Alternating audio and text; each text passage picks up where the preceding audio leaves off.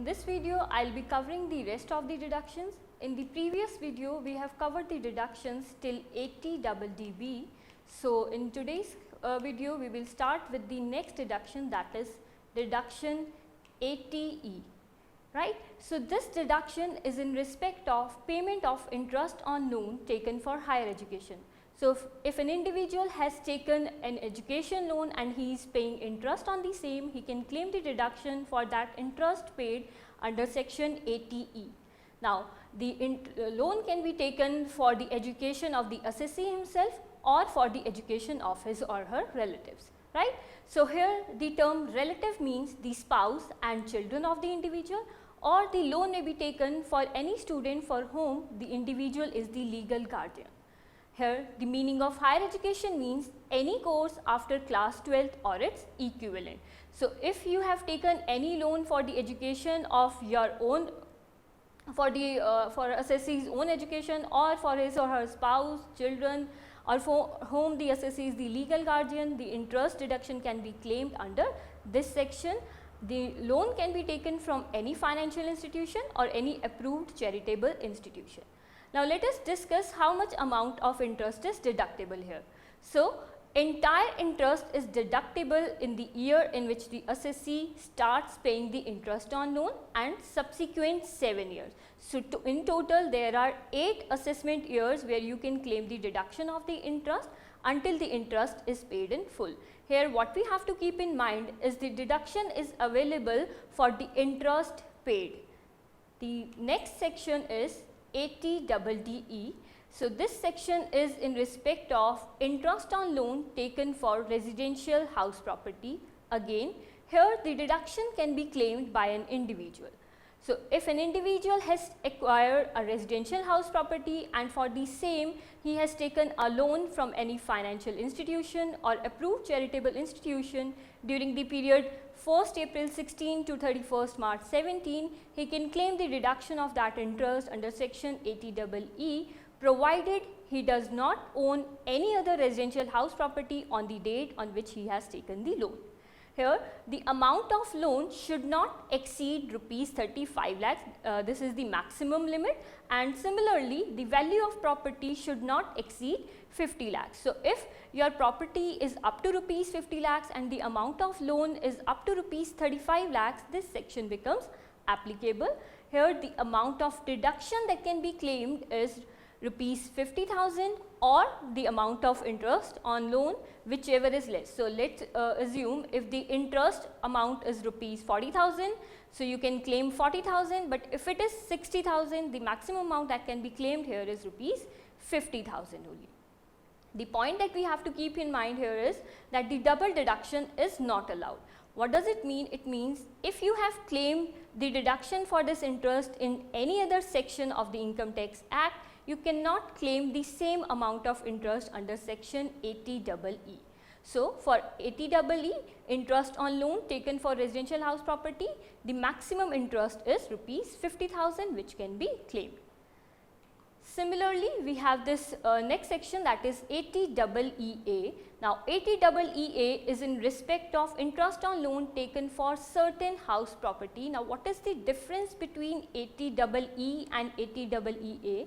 If an individual is not eligible to claim deduction under section 80EE, he can claim the deduction under 80EE, right. See, conditions again are the same, that the loan must have been taken for acquisition of a residential house property.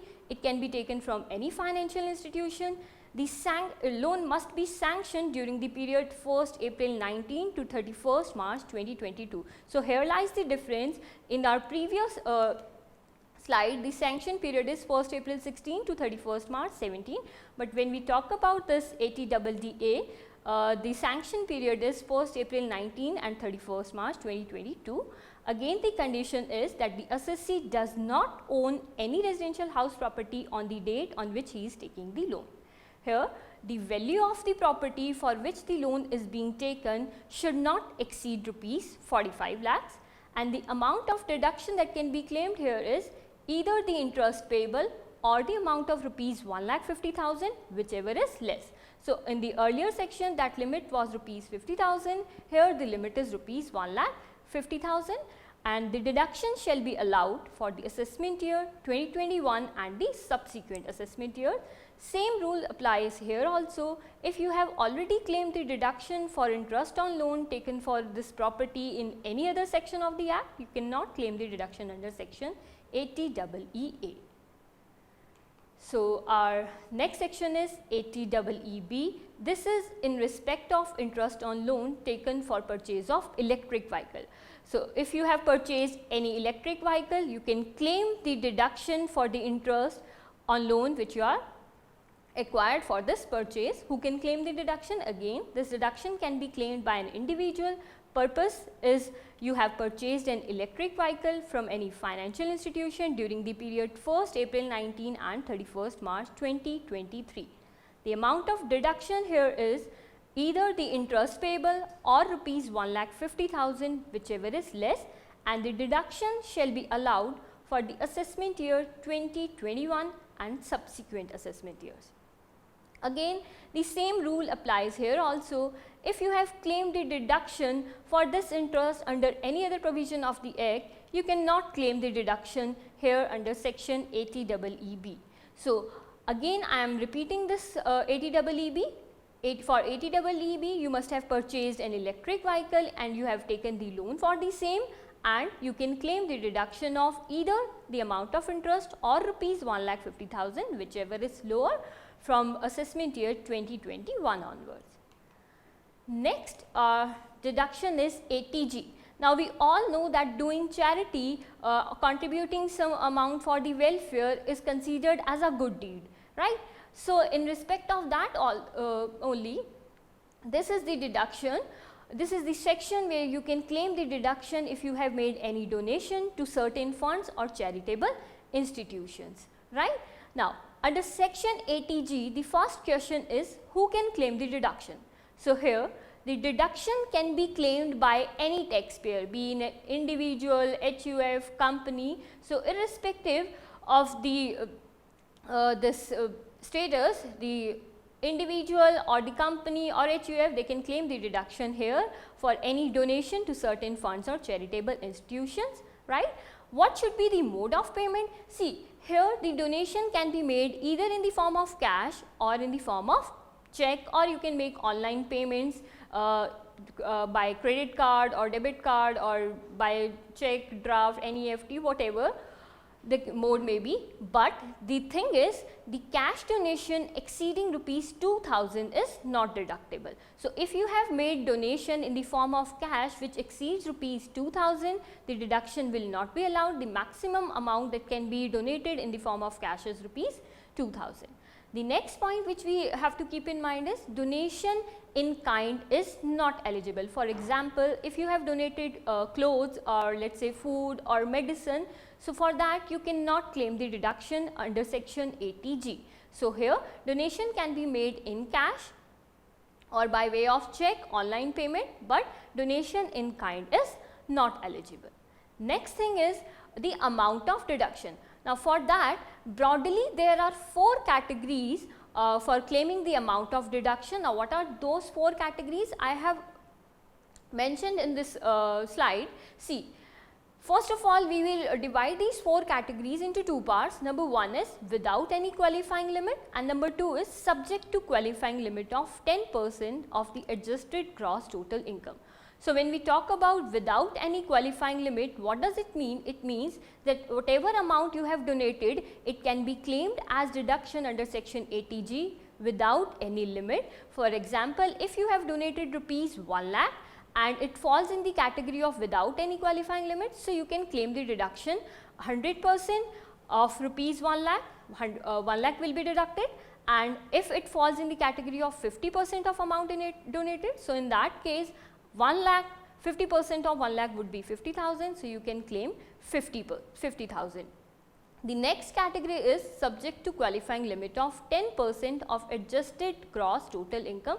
So, here is the ceiling where you have to first calculate the adjusted gross total income of the assessee, and after calculating the adjusted gross total income, you will find out the 10% of this adjusted GTI, and the maximum amount of deduction that can be claimed in the second category is 10% of this adjusted GTI. Now, the question arises how to calculate this adjusted GTI.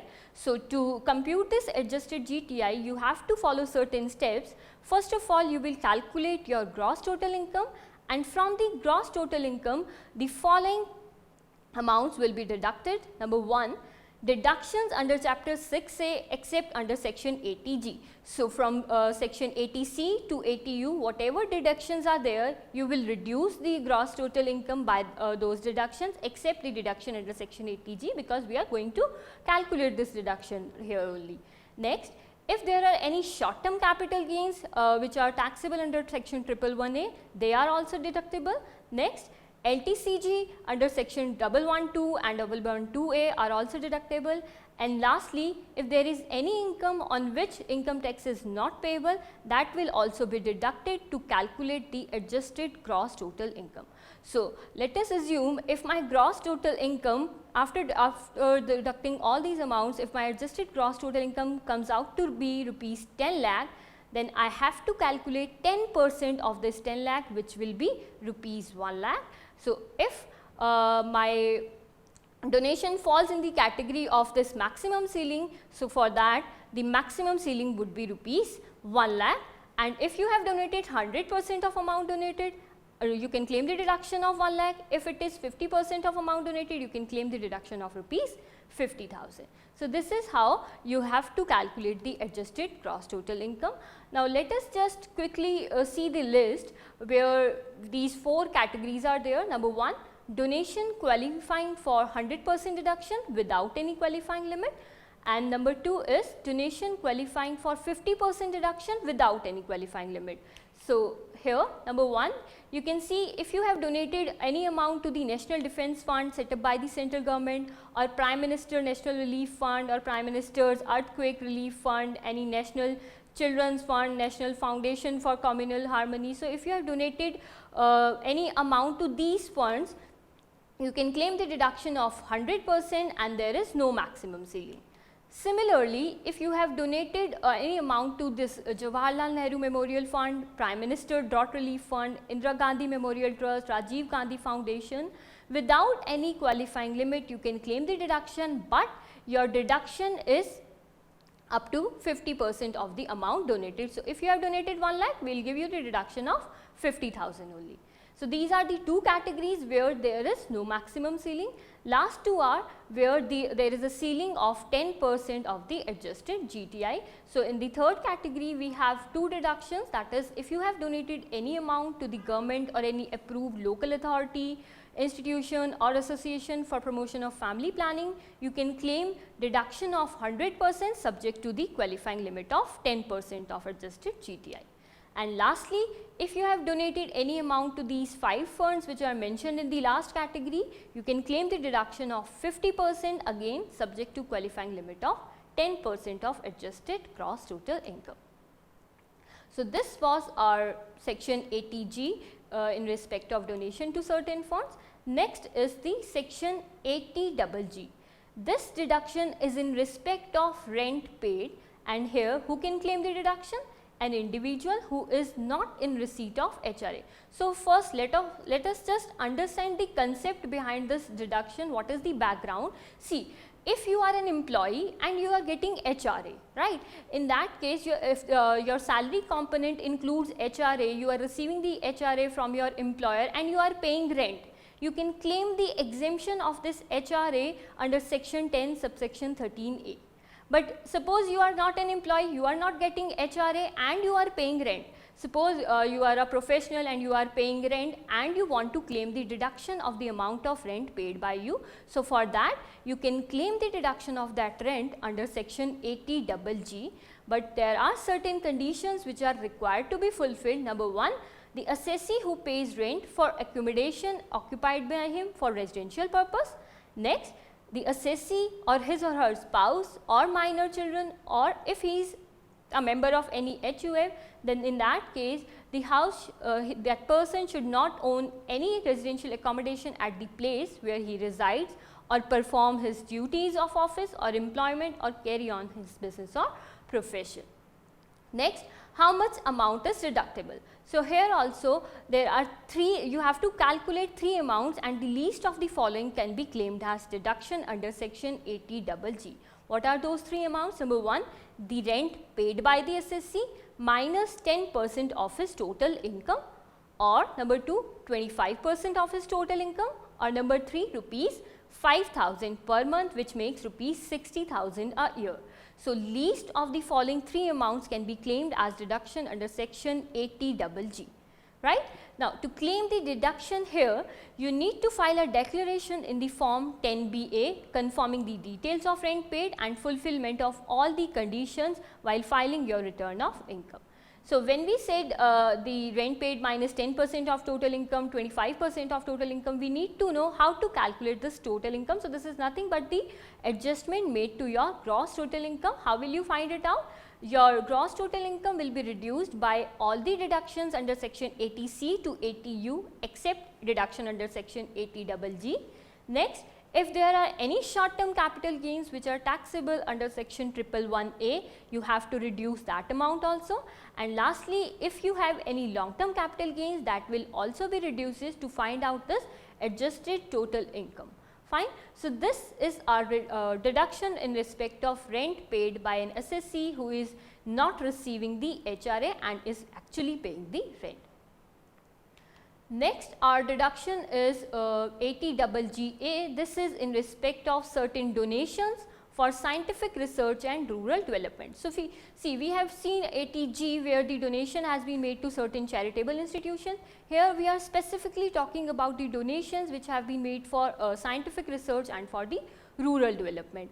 But the condition here is an assessee can claim the deduction if he has donated any amount for scientific research and rural development, provided he does not have any income under the head profits and gains of business or profession.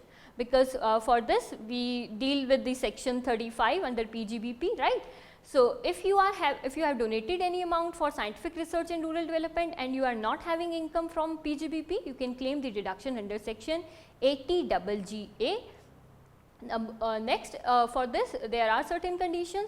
Donation must be made to an approved research association, university, college or institution to be used for scientific research or rural development, or you can also contribute the amount for the purpose of eligible project or scheme under section 35AC, or for the purpose of notified national fund or for rural development, or notified urban poverty eradication fund.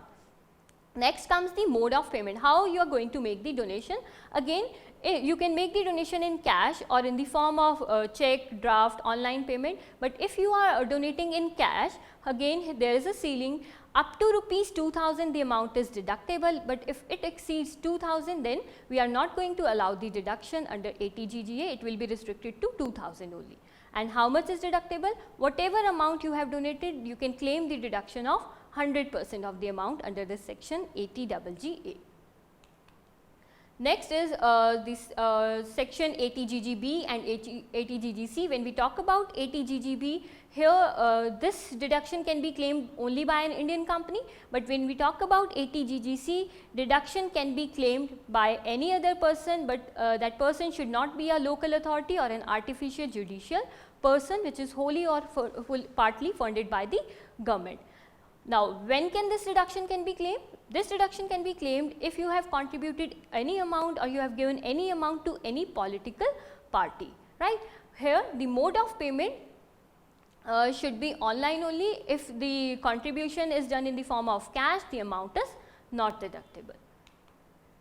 Next comes the section deduction in respect of royalty income of authors, that is 80QQB. Here who can claim the deduction? Only a resident individual can claim the deduction under this section 80QQB. What are the conditions? Number 1, individual is an author or joint author of a book which is a work of literary or artistic or scientific in nature. Next, his gross total income includes royalty or copyright fees in respect of the aforesaid book and lump sum consideration for transfer of any interest in the copyright of the book. Next, deduction should be claimed in the return of income, and he has to obtain a certificate in form number 10 CCD from the person responsible for paying the income. You have to keep this point in mind that here the royalty income is deductible up to rupees 3 lakhs. So, if your royalty income is 2,50,000, you can claim the deduction here. If it is 3,50,000, it will be restricted to rupees 3 lakhs only. And next point is, if the rate of royalty is more than 15%, the excess amount shall be ignored. So, two limits are there. In the case of amount, it is up to rupees 3 lakh, and when we talk about the rate, it should not exceed 15%. So, this 80 QQB talks about deduction in respect of royalty income of authors. Next is, we have this section, a deduction in respect of royalty on patents, that is 80 RRB. Here again the deduction can be claimed by a resident individual only. He may be a co-owner of the patent. He is in receipt of any income by way of royalty in respect of a registered patent, and the deduction should be claimed while filing his return of income.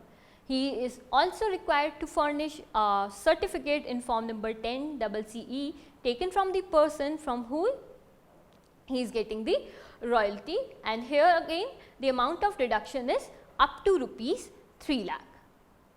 So, these are the two sections, that is 80 QQB and 80 RRB, which deals in respect of royalty income. Next we have this section 80 TTA. Now, 80 TTA, this is the deduction in respect of interest on deposits in saving accounts. So, we all have saving accounts, we all earn some interest income on our saving bank balances, right. So, we can claim the deduction for that interest income under section 80 TTA. Who can claim the deduction? This deduction is available to individual as well as to HUF. And what are the conditions here? Number one is, your income includes saving account interest with a bank or a cooperative bank or post office. And next, this deduction is not available in the case of a senior citizen who is eligible to claim deduction under section 80 TTB, right. So, you can claim the deduction under this section only if you are not a senior citizen, because if you are a senior citizen, we deal with the interest income of senior citizen under section 80 TTB, right. Next is, how much amount is deductible. So, here the amount deductible is the amount of your interest income, or there is a ceiling of rupees 10,000, whichever is lower. For example, if your interest income is rupees 50,000 and you want to claim the deduction of that interest income, you can, maximum amount that can be claimed is rupees 10,000. However, if your interest income is rupees 8,000, you can claim the deduction of rupees 8,000 under this section LTA. And next, this deduction is in addition to the exemption of post office saving bank interest of rupees 3,500. Next, this 80 TTB, I have already discussed this, that deduction in respect of interest on deposit in case of senior citizen, the deduction can be claimed under 80 TTB only by a resident individual who is a senior citizen and whose income includes interest on deposit with a bank or cooperative bank or post office, and it may be interest on FD or interest on saving account. So, for when we discuss this 80 TTA, we talked only about interest on savings account, and when we are talking about 80 TTB, it includes the interest on fixed deposit as well as interest on saving account. This deduction can be claimed only by a senior citizen who is a resident individual, and the amount of deduction is either the amount of interest or rupees 50,000, whichever is lower. So, here we have a higher limit. In the previous section the limit was 10,000, here it is 50,000. Again, this deduction is in addition to the exemption of post office saving bank interest of rupees 3,500. And lastly, we have this section which deals with deduction in the case of a person with disability. So, if the assessee himself is a resident individual and he is suffering from any disability which is more than 40%, it may be blindness, low vision, mental illness. So, he can claim the deduction under section 80U, and there is a fixed amount of deduction that can be claimed by him, which is rupees 75,000. However, if the disability is severe, that is if it is more than 80%, then there is an enhanced amount of rupees 1,25,000. The condition here is that he has to To claim the deduction, he is required to obtain a certificate issued by the medical authority. So, 80U is our last section. Thank you students, happy learning.